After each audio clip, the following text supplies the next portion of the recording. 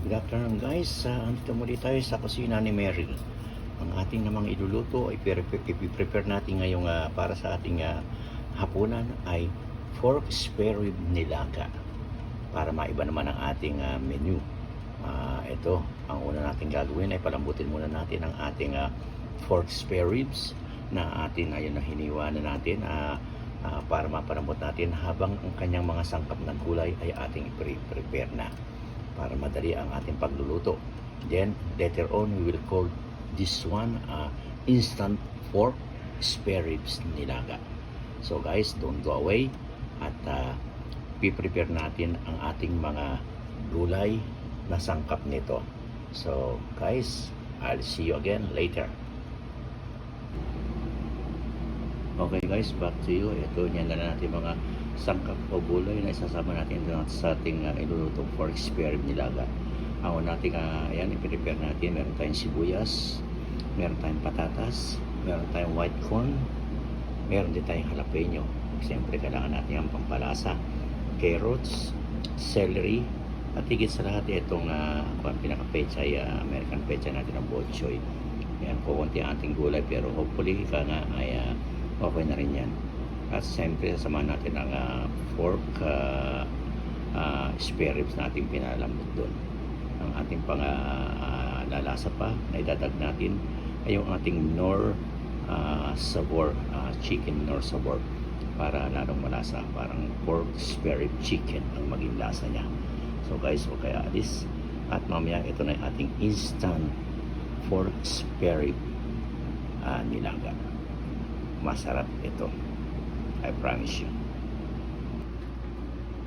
Okay guys, ang unang isasama natin doon sa ating mga pinalalambot na pork spare rib, siyempre itong ating white corn.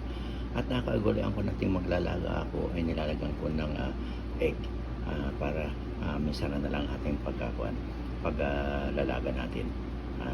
Although hindi naman kasabay yan doon sa nilaga natin, pero sinasabay na rin natin sa pagpapalambot. So ngayon guys, itong mga sangkap na ito utan natin unahin para lumambot o mapaluto mo natin itong ating white corn. Then saka natin ilalagay yung mga gulay, dahil yung mga gulay madali naman yung maluto.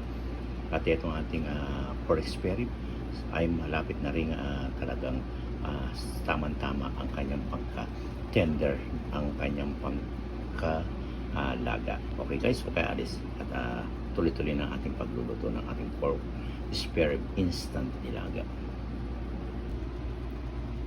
As usual guys, ayan, nagluto na rin tayo ng ating rice para tamang-tama pagkaluto, sabay-sabay na ang paghahain natin sa lamesa.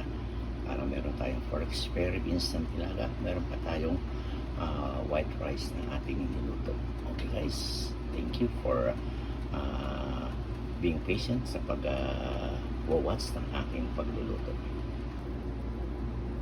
Guys, susunod naman natin ilagay itong patatas at itong sibuyas. Dahil nakita natin medyo maganda na ang pagkaluto, dahil slow cooking lang tayo. Ayun, nakita nyo maganda na pagkaluto ng ating tinatawag na white corn. So isusunod na natin itong sibuyas at itong patatas. Yung sibuyas lalagay natin para lumasas lang lalo. Ito yung patatas naman para lumambot na siya. At maya maya kasunod na ang gulay. Then tapos na ang ating instant spare ribs pork nilaga. Guys, huwag kayo alis at ito lalagay na natin. Guys, ayun, nilagay na natin ang ating patatas at ang ating sibuyas. Nakita nyo naman dahan-dahan ang pagpuno niya dahil napaka-slow lang ang cooking natin para hindi masyadong mabigla ang pagkaluto niya. Pero ngayon lalaksan natin ang konti ang ating kalan. Guys, welcome back to my pagluluto ng instant pork spare rib nilaga. Ito, ang isusunod naman natin ngayon ay ang ating carrots, celery, at itong siling pampalasa natin. Dahil tuloy-tuloy na tayo at siguradong malapit na tayong kumain dahil magluto na rin ang ating rice. Okay guys, ito ilalagay na natin. Don't go away.